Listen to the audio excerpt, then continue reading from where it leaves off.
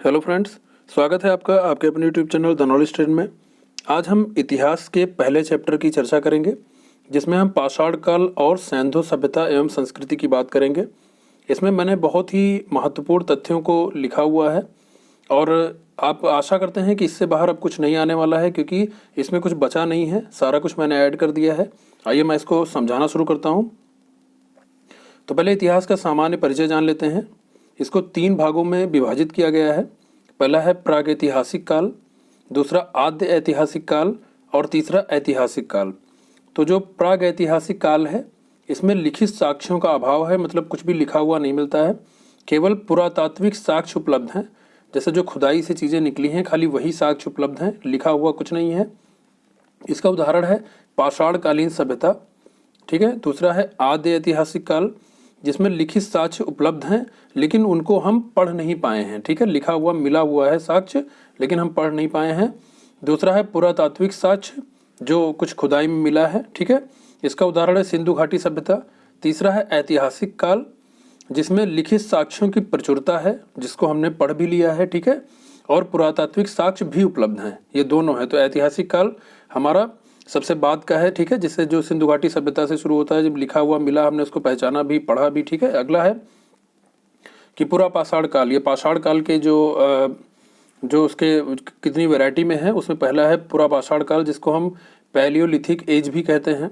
तो मनुष्य ने अपने जीवन का सबसे लंबा समय इसी युग के अंतर्गत व्यतीत किया है और इसी समय प्रकृति से संघर्ष कर उसने जीने की कला सीखी। ठीक है, और इसमें इसको भी 3 भागों में पूरा पाषाण काल को विभाजित किया गया, निम्न में, मध्य में और उच्च में। ठीक है, इसकी विशेषता क्या थी कि पूरा पाषाण काल में मनुष्य कैसे रहता था, तो वो मुख्यतः आखेट या फिर शिकार पर निर्भर हुआ करते थे और उनका जो मुख्य भोजन था वो कच्चा मांस और कंदमूल फल हुआ करता था। ठीक है, तो इस काल में जो पूरा पाषाण काल था, इसमें मनुष्य ने आग की खोज कर तो ली थी, लेकिन प्रयोग करना नहीं जानते थे। ठीक है, और इस समय के जो मानव थे, उनका कोई निश्चित निवास स्थान नहीं था। उनका जीवन खाना बदोश अथवा घुमक्कड़ था, मतलब वो इधर से उधर घूमा करते थे, कोई निश्चित जगह पे नहीं रहते थे। ठीक है, और इस काल के जो मानव थे, उनका मुख्य कार्य शिकार करना और खाद्य संग्रहण भी था, लेकिन वो खाद्य उत्पादन करना नहीं जानते थे। ठीक है, और जो इस काल के मानव थे, वो पशुपालन, कृषि कार्य, बर्तन निर्माण, अंत्येष्टि संस्कार, मतलब कोई मर जाता था उसका जो संस्कार होता था, उससे भी पूर्णतः अनभिज्ञ थे, मतलब उसके बारे में नहीं जानते थे। ठीक है, और जो मध्य पाषाण काल था, इसमें जो है, इसको कह सकते हैं नव पाषाण काल का अग्रगामी काल, मतलब नव पाषाण काल से पहले का काल। और इसमें ऐसे तत्वों का विकास हुआ जिन्होंने नव पाषाण युग में मानव के सामाजिक आर्थिक जीवन में महत्वपूर्ण परिवर्तन ला दिया था। ठीक है, इसमें क्या होता है कि बर्फ की जगह घर से परे मैदान एवं जंगल उगने आरंभ हो गए थे। ठीक है, नई नई जो घास थी और जो वनस्पतियां थी, उनका प्रादुर्भाव हुआ था। ठीक है, छोटी छोटी घासें उगती थी, तो उन छोटी छोटी घास को खाने के लिए छोटे छोटे जानवर जैसे खरगोश, हिरन, बकरी, ये भी सब पैदा हो गए। ठीक है, क्योंकि जानवर छोटे पैदा हो रहे थे, तो उनके आखेट के लिए छोटे हथियारों की भी आवश्यकता पड़ी। ठीक है, तो मानव ने लघु पाषाण उपकरण, जिनको माइक्रोलिथ्स भी कहते हैं, उनको बनाना शुरू किया। अगर क्वेश्चन आए कि लघु पाषाण उपकरण किस काल में बने, तो आप कहेंगे मध्य पाषाण काल में। उसके बाद में उन्होंने उसके पीछे लगाने के लिए लकड़ी के हत्थे और जो है हड्डी के जो हत्थे थे, उसका भी आविष्कार किया और उन्होंने तीर धनुष का भी विकास किया। ठीक है, तो इसमें हम कह सकते हैं कि छोटे छोटे औजार जैसे खुरचनी, तछड़ी, बेधक, बेधनी, ये सब का आविष्कार किया। और जो इसकी मुख्य विशेषता थी कि ये जब मध्य पाषाण काल में मानव जनसंख्या वृद्धि और आखेट की सुविधा के लिए छोटी छोटी टोलियों में रहने लगा था। ठीक है, अस्थायी निवास बनाने लगा था। पशुपालन और कृषि की शुरुआत भी इसी काल में हुई और मिट्टी के बर्तन, जिनको मृदभांड भी कहते हैं, वो भी बनने शुरू हो गए थे। फिर इसके साक्ष्य कहाँ हैं? बागोर में है, सराय नहर राय में है। ठीक है, चौपानी मांडो में है और महादहा में है। भीमबेटका के शैलचित्र भी इसके साक्ष्य हैं। ठीक है, तो जो हम कह सकते हैं कि नव पाषाण काल में प्रवेश करने से पहले जो मध्य पाषाण काल का मानव था, वो पशुपालन, आरंभिक कृषि और अस्थायी निवास बनाना, मतलब वो जानने लगा था। ठीक है, फिर वो नव पाषाण काल में है, जिसको नियोलिथिक एज कहते हैं। और ये जो है आपकी जो नव पाषाण काल है, ये बहुत ही महत्वपूर्ण है, क्योंकि मानव सुचारू रूप से कृषि करने लगा था। तो कह सकते हैं कि वो पहले भोजन संग्राहक था, मतलब भोजन सिर्फ वो संग्रह करता था, लेकिन अब वो भोजन उत्पादक बना। भोजन उत्पादक मतलब ये हुआ कि वो खेती करने लगा, धान गेहूँ ये सब उगाने लगा, पशुपालन करने लगा, अस्थायी निवास और बस्तियां बनाने लगा, मतलब वो एक बस्ती, जैसे गांव में कई लोग रहते हैं ऐसे बस्ती बनाकर जीना सीख गया उसने। ठीक है, और जो प्राचीनतम बस्ती के साक्ष्य हैं वो मेहरगढ़ से मिले हैं। महत्वपूर्ण खेती जो करता था वो पहला जो खेती का प्रथम साक्ष्य है मेहरगढ़ से मिला है, और मेहरगढ़ जो है बलूचिस्तान में है। गेहूं और जौ का साक्ष्य वहाँ से मिला है। ठीक है, मुख्य फसलें थी गेहूं, जौ, ज्वार, बाजरा, और वो सब्जियां भी उगाता था। धान का जो साक्ष्य मिला है वो कोल ढीवा प्रयागराज से मिला हुआ है। और जो प्रमुख पुरास्थल थे वो मेहरगढ़, बुरझोम, गुफ कराल, किली गुल मोहम्मद, ठीक है, ये सारे मास्की और पिकली हल, ये सब जो है कोल ढीवा, ये सब मुख्य स्थल थे। हम कह सकते हैं कि मेन नवपाषाण काल का पॉइंट ये है कि मानव कला और संस्कृति की ओर आकर्षित हो चुका था तथा अनेक शिल्प कलाएं भी विकसित कर लिया था उसने। अब वो खाद्य संग्राहक से खाद्य उत्पादक बन चुका था। ठीक है, और जो मध्य पाषाणकालीन पशुपालन है वो अब और भी विकसित हो गया था। जो पहला पालतू पशु था मानव का वो कुत्ता था। उसने भेड़, बकरी, सुअर ये सब का भी पालन करना शुरू किया। उसका जो प्रमुख व्यवसाय था वो था खाद्य उत्पादन, पशुपालन, शिकार, मछली मारना और अन्य व्यवसाय भी वो सीख गया था। ठीक है, वो अपने हाथों से हस्त निर्मित मृद भांड बनाता था। हस्त निर्मित मृद भांड का मतलब यह है कि अपने हाथों से वो मिट्टी के बर्तन बनाता था। और चाक, आपने गांव में देखा होगा, कुम्हार जो है वो चाक पे बर्तन बनाता है मिट्टी का, तो वो भी उसी चाक पे रख के मिट्टी के बर्तन का निर्माण करता था और उन पर वो चित्रकारी भी करने लगा था। ठीक है, और जो विश्व में कपास का प्रथम साक्ष्य है वो मेहरगढ़ है। ठीक है, और जो इसमें यहाँ पे पूर्ण समाधान भी मिले हैं, जैसे गोलाकार कब्र में मृतक को चित्र लिटाकर दफन कर दिया गया था। ठीक है, इसके साथ में इसमें से इम्पॉर्टेंट ये है कि बुरझोम में मालिक के साथ कुत्ते को दफनाने की प्रथा मिलती है। ठीक है, और इसके प्रमुख उपकरण क्या क्या थे? हत्तेदार पत्थर की कुल्हाड़ी, हंसियानुमा औजार, ओखली, मूसल, छेनी, छुरी, ये सब इसके प्रमुख उपकरण थे। ठीक है, और इस काल के जो पत्थर के औजार थे, जैसे मैंने बताया कि मध्य पाषाण काल में पत्थर के औजार बनाना शुरू कर दिए थे मनुष्य ने, लेकिन जो नवपाषाण काल में जो पत्थर का औजार था वो अपेक्षाकृत अधिक उपयोगी सुडौल और पैने बनाए जाते थे।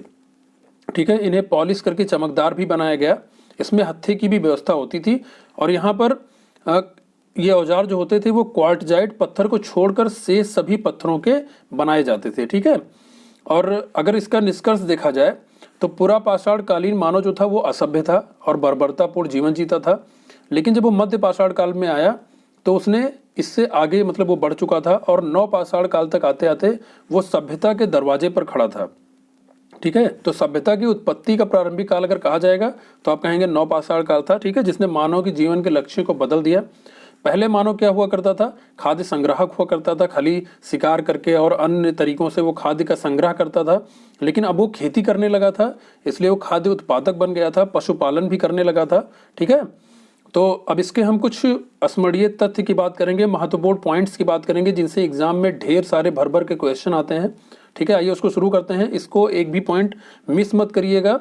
इसी वीडियो से आपका ये जो दो टॉपिक है, सिंधु घाटी सभ्यता और उसके पहले का पाषाण काल, दोनों क्लियर हो जाएगा। ध्यान से देखिएगा। तो पहला पॉइंट है, लहुरा देव से चावल का प्राचीनतम साक्ष्य मिला है, और मेहरगढ़ पाकिस्तान से गेहूं का प्राचीनतम साक्ष्य मिला है। इसको याद रखिएगा। गुप्त कराल से कृषि एवं पशुपालन का साक्ष्य प्राप्त हुआ है। बुरझोम से मानव कंकाल, कुत्ते का कंकाल, गर्त आवास प्राप्त हुआ है। ठीक है, संगनकल्लू, पिकलीहर और ये जो है उतनूर, यहाँ से राख का टीला प्राप्त हुआ है। ठीक है, तो इसमें जो सबसे पहले ये जानी लहुरा देव भारत में है, मेहरगढ़ पाकिस्तान में है, गुप्त कराल भी भारत में है। ठीक है, अगला पॉइंट है, आदमगढ़ मध्य प्रदेश में है, बागोर राजस्थान में है। आदमगढ़ और बागोर दोनों से पशुपालन के साक्ष्य मिले हैं। ठीक है, सराय नाहर, दमदमा और महदहा, ठीक है, इनसे अस्थि निर्मित उपकरण प्राप्त हुए हैं, मतलब हड्डियों से बने हुए उपकरण प्राप्त हुए हैं। ठीक है, और दमदमा से एक ही कब्र में 3 मानव कंकाल मिले हैं। ठीक है, हथनौरा में से भारत में मानव का सर्वप्रथम साक्ष्य मिला है। भीमबेटका से प्रागैतिहासिक चित्रकला के साक्ष्य प्राप्त हुए हैं। ठीक है, गैरिक मृदभांड पात्र का नामकरण हस्तिनापुर में हुआ है। राष्ट्रीय मानव संग्रहालय, इसको याद रखिएगा, राष्ट्रीय मानव संग्रहालय भोपाल में स्थित है। और 1861 में भारतीय पुरातत्व के जनक अलेक्जेंडर कनिंघम भारत में सर्वप्रथम पुरातत्व सर्वेक्षक नियुक्त किए गए। फिर उसके बाद 1901 में लॉर्ड कर्जन के समय पुरातत्व सर्वेक्षण विभाग को केंद्रीकृत करके भारतीय पुरातत्व सर्वेक्षण नाम दिया गया और जॉन मार्शल को इसका प्रथम महानिदेशक बनाया गया। अगर क्वेश्चन आता है कि भारतीय पुरातत्व सर्वेक्षण विभाग के पहले महानिदेशक कौन थे, तो आप कहेंगे जॉन मार्शल। ठीक है। अगला है, मध्य पाषाण काल में मानव पेट भरने के लिए मछली का भी शिकार करते थे, मैंने पहले बताया भी आपको। और एक मेन पॉइंट ये है, ये वाला याद रखिएगा कि नवीन साक्ष्यों के अनुसार चावल अथवा कृषि का प्राचीनतम साक्ष्य वाला स्थल जो है लहुरा देव है। ठीक है, उसको याद रखिएगा। फिर आहार संस्कृति, आहार इसका पहले नाम ताम्बोती था। बागोर, बालाथल, गिलुंद आदि राजस्थान के प्रमुख पुरा स्थल हैं। जैसे क्वेश्चन पूछ लेता है कि बागोर कहाँ स्थित था, ऑप्शन दे देगा राजस्थान, महाराष्ट्र, उत्तर प्रदेश, मध्य प्रदेश। इसलिए मैंने कहाँ के कौन कौन से स्थल हैं उसको ऐसे एक साथ लिखवा दिया है। ठीक है। मालवा, कायथा, एरड़, नौदा टोली आदि मध्य प्रदेश के प्रमुख स्थल हैं। ठीक है, मालवा, कायथा, एरड़, नौदा टोली ये मध्य प्रदेश के हैं। जोरवे, नेवासा, दैमाबाद, इनाम गांव, चंदोली, सोनगांव ये महाराष्ट्र के प्रमुख स्थल हैं। चिरांद जो है बिहार में है और ये पूर्वी भारत का प्रमुख स्थल था। धातुओं में सबसे पहले तांबे का प्रयोग हुआ, इंपॉर्टेंट पॉइंट है। मक्का का प्राचीनतम साक्ष्य जो है मैक्सिको में पाया गया। पशुपालन का प्रारंभ जो है मध्य पाषाण काल में हुआ। इनाम गांव में मातृ देवी की प्रतिमा मिली है। और महाराष्ट्र में मृतक को उत्तर दक्षिण की दिशा में रखा जाता था, जबकि दक्षिण भारत में पूर्व पश्चिम दिशा में रखा जाता था। ठीक है। और अब हम पढ़ते हैं, इसके पहले देखिए पाषाण काल के सारे पॉइंट क्लियर हो गए और मैंने उसको ठीक से समझा दिया। अब हम सैंधव सभ्यता या फिर सिंधु घाटी सभ्यता और उसकी संस्कृति के बारे में पढ़ेंगे। एक एक पॉइंट इंपॉर्टेंट है, आप लोग इसको ठीक से याद कर लीजिएगा। तो जैसे मैंने देखिए एक फोटो ऊपर बनी हुई है कि मतलब कहाँ पर सिंधु घाटी सभ्यता का किस दिशा में कहाँ कहाँ पे विस्तार था। तो आप देख सकते हैं उत्तरी दिशा में मांडा है, और जो आपका पूर्वी दिशा है उसमें आलमगीरपुर है, और जो आपका दक्षिणी दिशा है उसमें दैमाबाद है, और जो आपका ये पश्चिमी दिशा है उसमें सुत का गेंडोर है। ठीक है, इसको याद रखिएगा। पाकिस्तान में जो सैंधव सभ्यता के प्रमुख स्थल हैं वो बलूचिस्तान, पंजाब और सिंध हैं। ठीक है, इसको याद रखिएगा। भारत में सैंधव सभ्यता के जो महत्वपूर्ण स्थल हैं वो पंजाब, गुजरात, राजस्थान, हरियाणा, पश्चिमी उत्तर प्रदेश, जम्मू कश्मीर और पश्चिमी महाराष्ट्र हैं। मतलब पाकिस्तान में जो सिंधु घाटी सभ्यता फैली थी वो बलूचिस्तान, पंजाब और सिंध का एरिया अब आता है, पहले तो सब मतलब कॉमन था। और भारत में जो एरिया आते हैं वो पंजाब, गुजरात, राजस्थान, हरियाणा, पश्चिमी उत्तर प्रदेश, जम्मू कश्मीर और पश्चिमी महाराष्ट्र हैं। इंपॉर्टेंट पॉइंट यह है कि सैंधव सभ्यता के विस्तार का जो आकार था वो त्रिभुजाकार था। सैंधव सभ्यता का जो विस्तार है उत्तर में मांडा, दक्षिण में दैमाबाद, पूर्व में आलमगीरपुर और पश्चिम में सुदगा गेंडोर तक था। इसको याद रखिएगा, इससे क्वेश्चन जरूर पूछा था है कि इस दिशा में कहाँ पर था। ठीक है, तो ये देखिए कि एक फोटो मैंने डाली हुई है कि कौन सा स्थल किसने उसका उत्खनन करवाया या फिर कौन उसके खोज करता है। जैसे हड़प्पा की खोज, हड़प्पा स्थल की जो खोज की थी वो दयाराम साहनी जी ने की थी। Mohenjodaro Rakhaldas Banerjee, Chanhudaro N G Majumdar, Lothal S R Rao, Kalibangan Amalananda Ghosh, Banawali R S Bisht, Dholavira J P Joshi, Ropar B B Lal और सुतका गेंडोर आरएल स्टाइन। ठीक है, तो हड़प्पा से प्राप्त जो दो टीले हैं, यहाँ पे दो टीले मिले हैं, एक पूर्वी टीला था और एक पश्चिमी टीला था। ठीक है, पूर्वी टीले को नगर टीला कहा जाता था और पश्चिमी टीले को दुर्ग टीला कहा जाता था।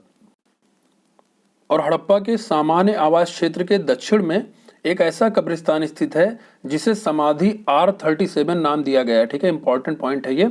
अगला है, सिंधी भाषा में मोहनजोदड़ो का शाब्दिक अर्थ मृतकों का टीला है, इसको याद रखिएगा। और मोहनजोदड़ो का सर्वाधिक उल्लेखनीय स्मारक बृहद स्नानागार है। मोहनजोदड़ो की एक अन्य इमारत विशाल अन्नागार है। और हड़प्पा सभ्यता में सामाजिक व्यवस्था का मुख्य आधार परिवार था तथा समाज संभवतः मातृ सत्तात्मक था। ठीक है, इसको याद रखिएगा कि वहां का समाज जो था वो मातृ सत्तात्मक था। ठीक है, और अब देखिए कौन सा स्थल किस नदी के किनारे था।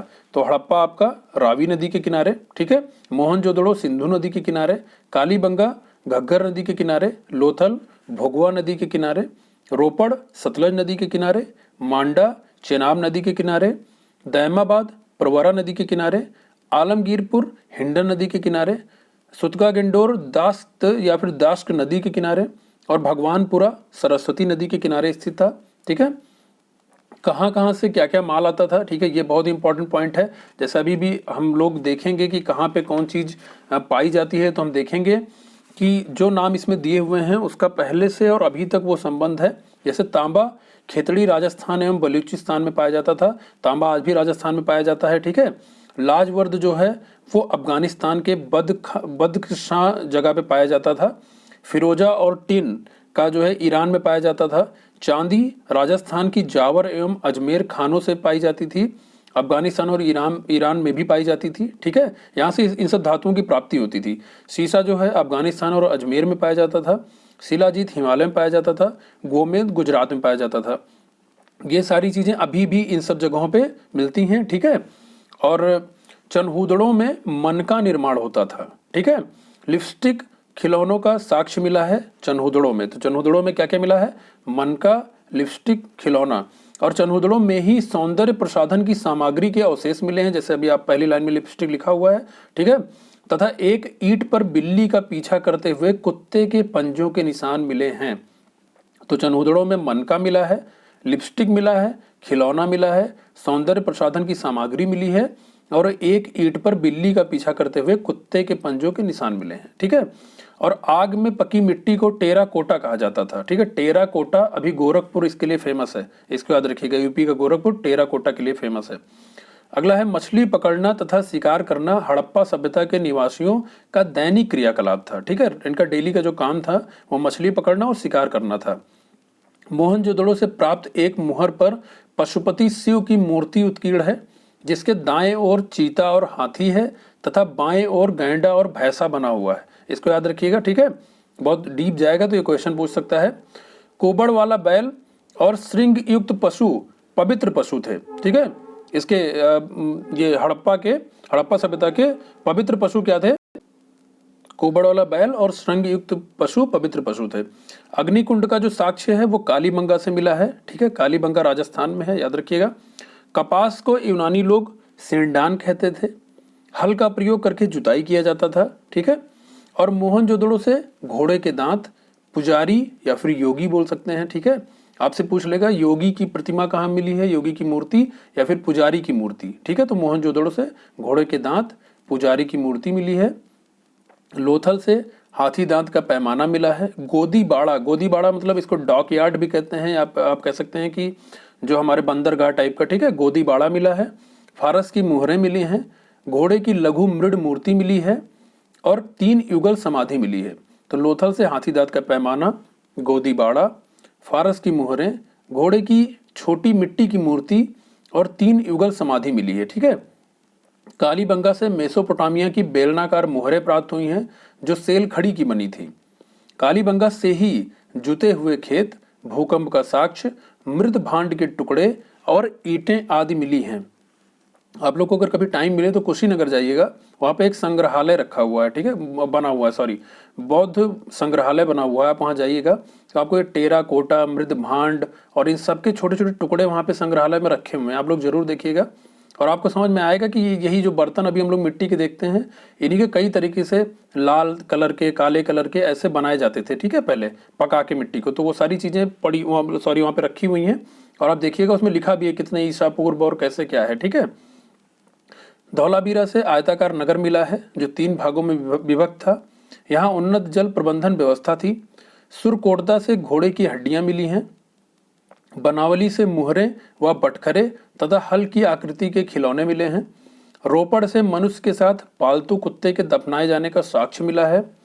और ये यहाँ तक आपको मैंने बता दिया कि जितनी चीज़ें इसकी इम्पोर्टेंट थी मैंने सारी चीज़ें आपको बता दी। ठीक है, आप इसको बिल्कुल याद रखिएगा कि इसमें से एक एक पॉइंट आपके एग्जाम में आने के लिए मतलब बहुत ही इम्पोर्टेंट है। आपका इसके बाद में ये हुआ कि इसकी सभ्यता का अंत कैसे हुआ। अगले वीडियो में ये बताऊंगा कि सिंधु घाटी सभ्यता का अंत कैसे हुआ, क्या क्या कारण थे उसके। ठीक है, फिर हम उसके बाद में वैदिक काल पढ़ेंगे।